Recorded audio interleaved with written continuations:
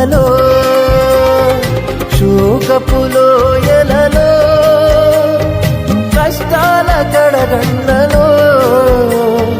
కడలేని కడలిలో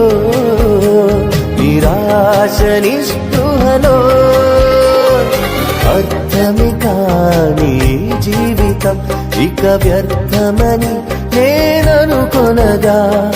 అర్థమే కాని జీవితం ఇక వ్యర్థమని నేననుకొనగా కృపా కనికరము గల దేవా నా కష్టాల కడలిని దాటించితివి కృపా కనికరము గల దేవా